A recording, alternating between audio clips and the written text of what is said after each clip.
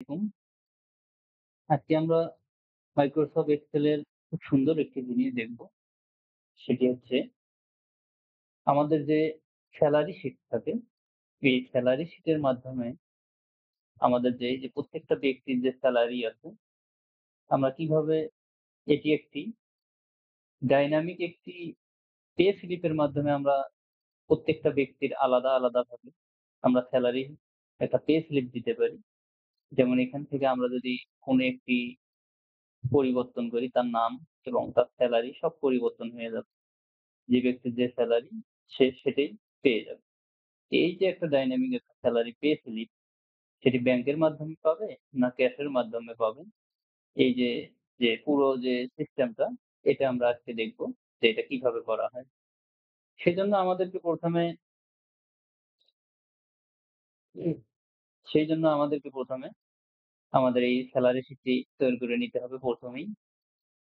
তৈরি করে নেওয়ার পর আমরা অ্যা শীট ২ নাম্বার শীটে আমরা এখন এই পে স্লিপটি কিভাবে তৈরি করা হয়, আমরা এখন সেটি করব। সেটি করার জন্য ১ম এ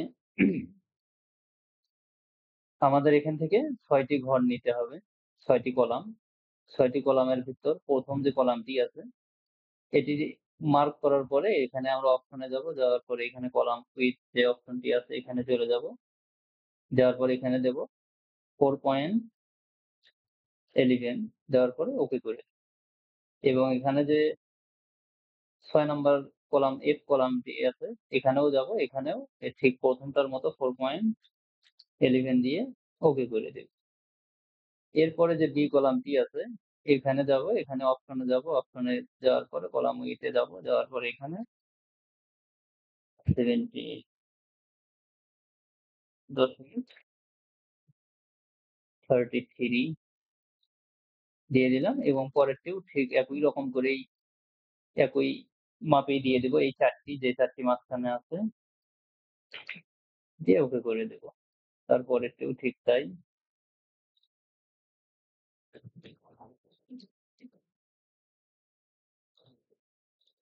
এবং এটি ঠিক একই মাপেই দেব।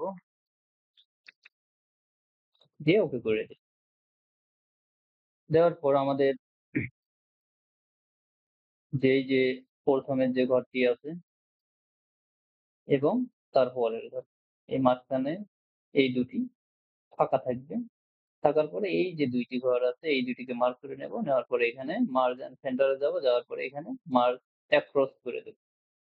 দেওয়ার পর আমি উপরে লিখব আমার প্রতিষ্ঠানের নাম।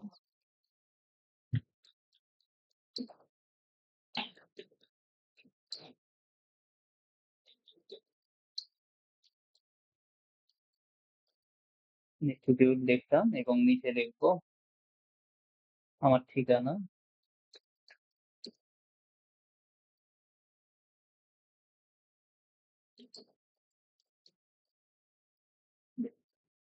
লেখার পরে এই ২ টিকে মার্ক করে নেব। নিয়ে এই ২ টিকে মিডল এ দেব। দেওয়ার পরে এটা বোল্ড করে দেব এবং এই লেখাটিকে আমি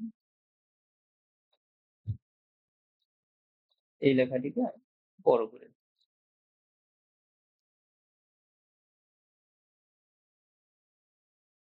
দেওয়ার পর একটি ঘর ফাঁকা রাখবো এবং পরে আরেকটি ঘর মার্ক করে নেব। এটা মার্জ এন্ড সেন্টার করে দেব। এখানে আবার লিখব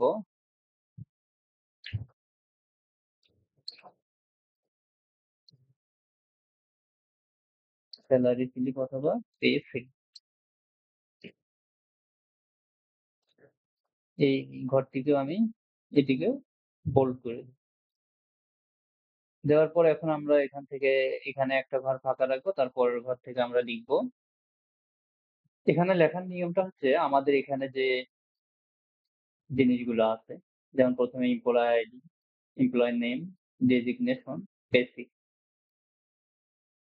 তো এই যে বিষয়গুলো আছে, এই যে ১ম যে হেডিং গুলো আছে এগুলা আমরা প্রত্যেকটা এখানে বসবে। কিভাবে বসবে সেটা আমরা দেখে দিচ্ছি। এবং এখানে যে বিষয়গুলো আছে এখান থেকে কোনো বানান যাতে আমাদের এখানে ভুল না হয়। এখানে যা আছে হুবহু সেই পণ্যটাই বা সেটাই আমাদেরকে এখানে লিখতে হবে। যেমন এমপ্লয়ি আইডি আছে এখান থেকে যদি আমরা একটু বানান ভুল করি তাহলে কিন্তু হবে না। তো আমি এখানে এখন লিখব EMP আইডি। দেওয়ার পরে একটি ঘর ফাঁকা রাখবো এবং তার পরের ঘরে লিখবো লিখলাম এবং তার পরে আবার লিখবো ডেজিগনেশন এবং তারপরে লিখবো মান্থ, ইয়ার। লেখার পর আমি এখানে একটি ঘর ফাঁকা রাখবো। রাখার পরে তার পরের ঘরে লিখবো আর্নিং, যেটা আমরা পাবো, এবং তার ঘরে পরে একটি ঘর ফাঁকা রেখে আবার এই পাশে লিখবো ডিডাকশন, ডিডাকশন এটিকে মার্জ সেন্টার করে দেবো এবং এটিকেও দুইটাও ঘর মিলে একটা মার্জিন সেন্টার করে দেবো। এগুলিকে মার্ক করে এগুলোকে আসলে বোল্ড করে দেবো। বোল্ড করে দেওয়ার পরে এটাকে আমরা একটি কালার দিতে পারি।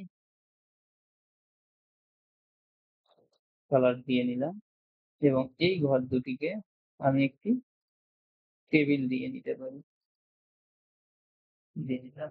এখন এখান থেকে আমরা নিচে লিখবো যে আমাদের যে আর্নিং আমরা কি পাবো সেটা আমরা লিখবো। যেমন আমি এখান থেকে বেসিকটা আমি পাবো, house rent, medical allowance, DA, bonus, এই কয়টি আমরা পাবো এবং আমার এখান থেকে যেটা কেটে নেবে সেটা হচ্ছে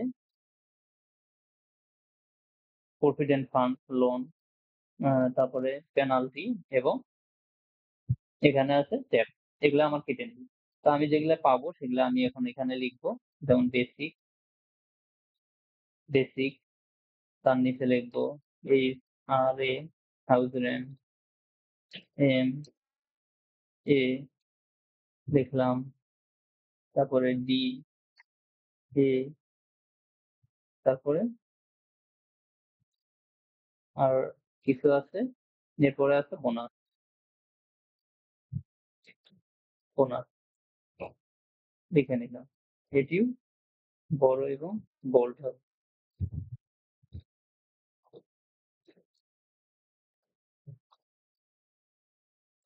লিখে নিলাম এবং এই পাশে যেটা বসবে সেটা হচ্ছে PF, এরপরে নিচে বসবে লোন, এরপরে বসবে পেনাল্টি, এরপরে বসবে হচ্ছে ট্যাক্স। এটাও বোল্ড হবে, এটি একটু বড় করে নিচ্ছি। এই লেখাগুলো লিখলাম। লেখার পরে আমার নিচে যেটা বসবে সেটা হচ্ছে টোটাল, টোটাল আর্নিং। এরপরে বসবে টোটাল ডিডাকশন, যেটা আমাদের কেটে নেবে। নেওয়ার পরে আবার এখানে একটা ঘর ফাঁকা দেব। দেওয়ার পরে এখানে লিখবো নিট স্যালারি। লেখার পরে এখন এখান থেকে আমাদের লিখবো স্যালারি পেইড বাই, আমরা কিসের মাধ্যমে এটাকে পেইড করব। একটি হচ্ছে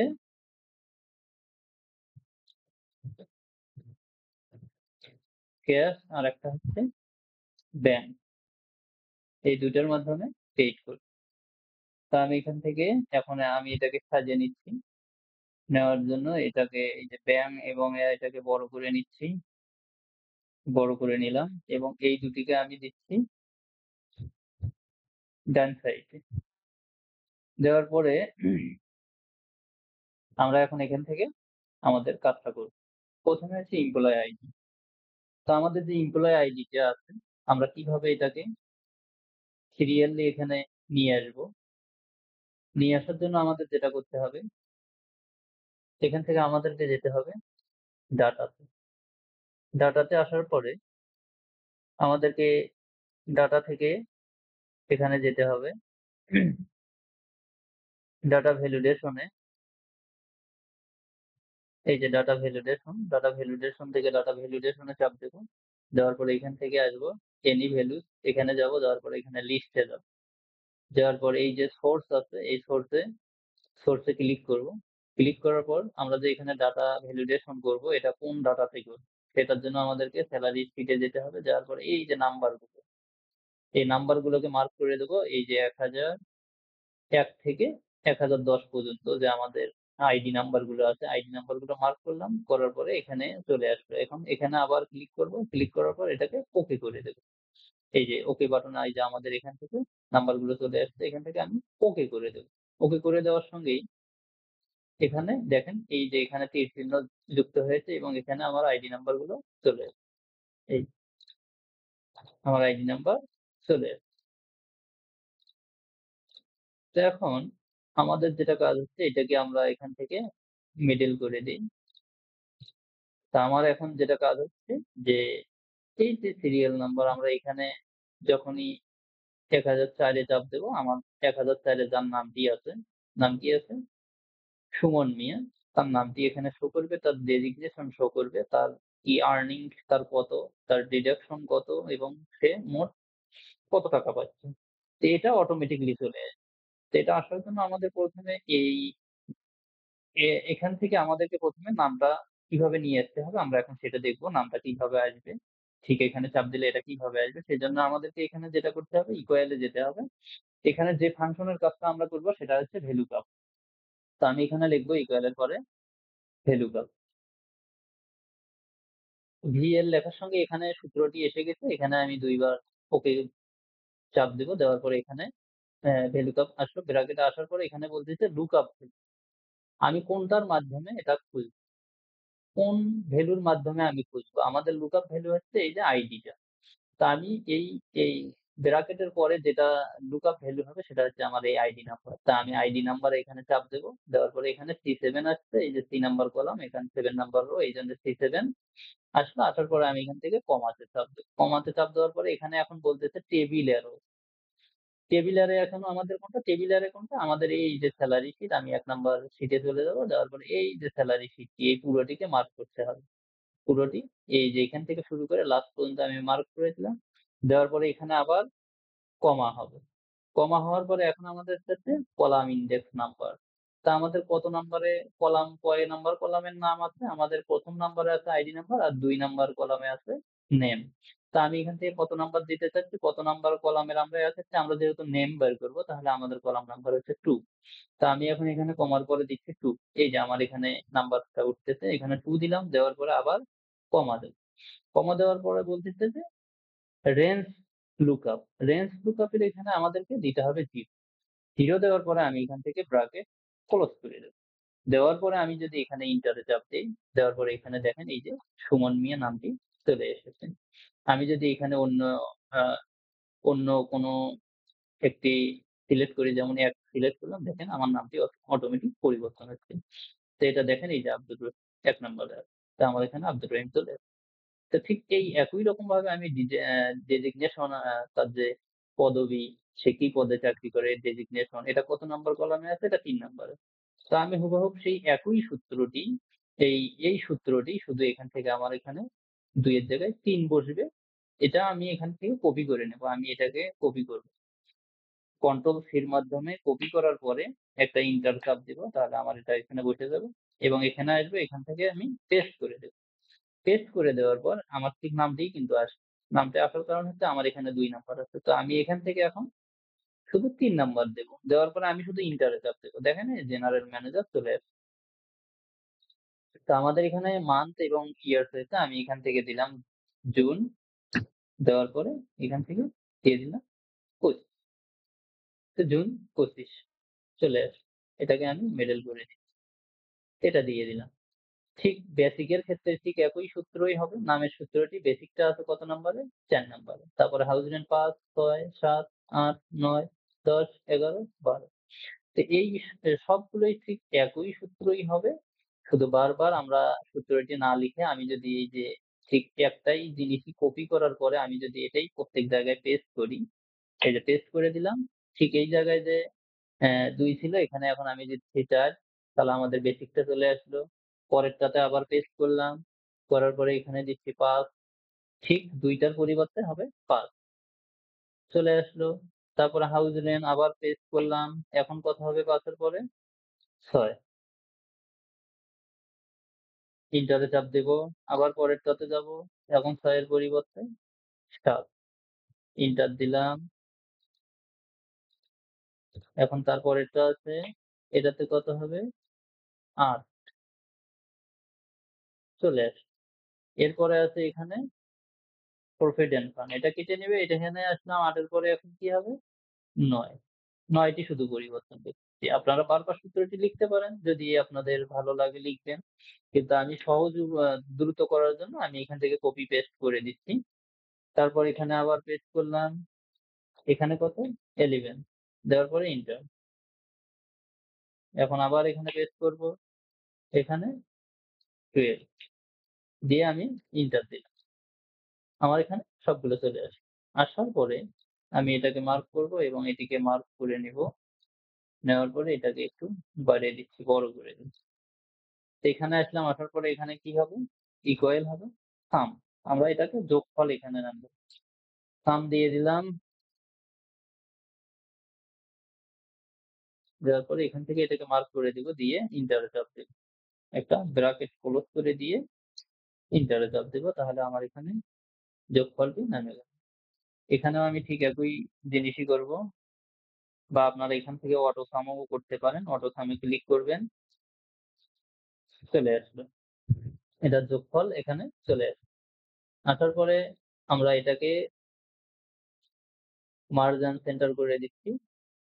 এখানে আমাদের কি হবে? এটি এবং এটি ২ টা মিলে এটাকে একটু বড় ফন্টের করে দিলাম। আর এখানে আমাদের এটার এটা হচ্ছে আমাদের মোট টাকা। এখান থেকে আমাদের এই টাকাটা বাদ যাবে।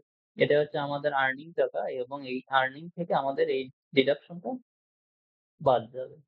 এটা বাদ হওয়ার জন্য বিয়োগ হওয়ার জন্য এখান থেকে করতে হবে কি, ইকুয়াল এ চাপ দিতে হবে। দেওয়ার পরে এটাতে দিতে হবে। মাইনাস দিয়ে এটাতে চাপ দেব। দিয়ে এন্টারে চাপ দেব। তাহলে আমার এটাকে মাইনাস হয়ে গেল। এটা আসবে এখানে এবং এটা বোল্ড হবে, বড় হবে। করে দিলাম। দেওয়ার পর এখানে আমাদের যেটা হবে সেটা হচ্ছে এই এটাকে আমি টেবিলের মাঝখানে রাখবো। টেবিলে রাখার পরে এই যে বিষয়টি আছে এটাকেও আমরা একটু হালকা কালার করে দেব। দেওয়ার পরে এখানে আছে পেইড, ক্যাশ এন্ড হচ্ছে ব্যাংক। তো ক্যাশ আর ব্যাংক। এরপরে যে বিষয়টা আছে সেটা হচ্ছে এমপ্লয়ি সিগনেচার, ইএমপি সিগনেচার, আরেকটা হচ্ছে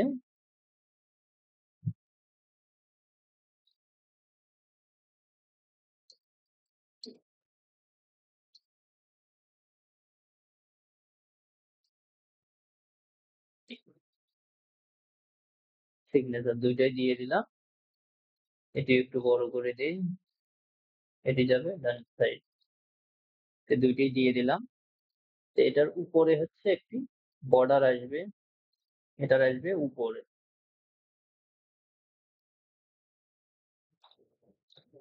দিয়ে দিলাম এটার উপরে। দিয়ে দিলাম ২ টার উপরে। তারা এখানে স্বাক্ষর করবে। আর এই যে পে স্লিপ আছে, এই পে স্লিপের নিচে একটি বর্ডার আসবে। পে স্লিপের নিচে আমি দিয়ে দিচ্ছি। এই যে বর্ডারটি চলে আসছে। হওয়ার পরে আমাদের এখানে যে বিষয়টি আছে সেটি হচ্ছে আমি এখানে এই টাকাটা ক্যাশে নেব না ব্যাংকে নেব। নেওয়ার পরে এখন এখানে আমি একটা চেক বক্স দেব। চেক বক্সটা দেওয়ার জন্য আমাদের যেটা করতে হবে এখান থেকে ডেভেলপারে যেতে হবে। ডেভেলপার। এই যে ডেভেলপার, অনেক সময় আপনাদের কম্পিউটারে হয়তো এই ডেভেলপার মেনুটি নাও থাকতে পারে। সেজন্য আপনারা যেভাবে এটা নিয়ে আসবেন ডেভেলপার মেনু, সেজন্য আপনারা এখানে যেকোনো একটা মেনুর উপরে যাবেন, অপশনে যাবেন। যাওয়ার পরে এখানে কাস্টম রিবন আছে। এই কাস্টম রিবনে যাবেন। যাওয়ার পরে এখানে দেখেন এই যে ডেভেলপার নামে একটি অপশন আছে। এই যে ডেভেলপার। আপনাদের এখানে যদি চেক মার্ক না দেওয়া থাকে, এই চেক মার্ক দিবেন, দিয়ে ওকে করবেন। তাহলে আপনাদের এই ডেভেলপার মেনুটি এখানে চলে আসবে। তো আমরা এখানে এই ডেভেলপারে যাবো। যাওয়ার পরে এখানে ইনসার্ট এ যাবো। ইনসার্ট এ যাওয়ার পরে এই যে ৩ নাম্বার যে পয়েন্টটি আছে এই পয়েন্টটিতে ক্লিক করব। ক্লিক করার পর আমরা এখানে এটা পেস্ট করব। আঁকিয়ে দেব। দেওয়ার পরে এটাকে একটু বড় করে নেব এবং এই যে লেখাটি আছে এটিকে আমরা এখান থেকে ব্যাগ স্পেসের মাধ্যমে উঠিয়ে দেব। দেওয়ার পরে এটাকে আবার ছোট করে নেব। নেওয়ার পরে এই একই আমরা এটাতে বসিয়ে দেব। দেওয়ার পরে এটিকে কন্ট্রোলের মাধ্যমে চেপে ধরে কন্ট্রোল চেপে ধরে এটাকে ব্যাংকের এখানে নিয়ে আসবো। নিয়ে এসে আপনারা অ্যারো চিহ্নর মাধ্যমে যে ৪ টি অ্যারো চিহ্ন আছে কিবোর্ডে এদের মাধ্যমে আপনারা মাঝখানে এটা বসিয়ে নেবেন এবং কন্ট্রোল বাটন চেপে ধরে এটাকে মার্ক করতে পারবেন। তাছাড়া কিন্তু এটা মার্ক হবে না। মার্ক করে নিলাম। এখন আপনারা এখানে যেটাতে চাপ দিবেন সেটা এখানে চেক মার্ক বসে যাবে। তো আমরা যদি এখন এখান থেকে দেখা যাচ্ছে যে আমি এখন এখান থেকে পরিবর্তন করি ৫ নাম্বার সুমন মিয়া দেখেন সব পরিবর্তন হয়ে যাচ্ছে। এখন যদি আরেকটি পরিবর্তন করি, দেখেন সিদ্দিক রহমান চলে আসলো, তার বেতনটা চলে আসলো। তো আমি এটা ব্যাংকের মাধ্যমে দিয়ে দিচ্ছি। তো এই যে এই ইয়াটি আমাদের হয়ে গেল। এখন এটিকে আমরা একটি বক্সের মধ্যে দিয়ে দেব।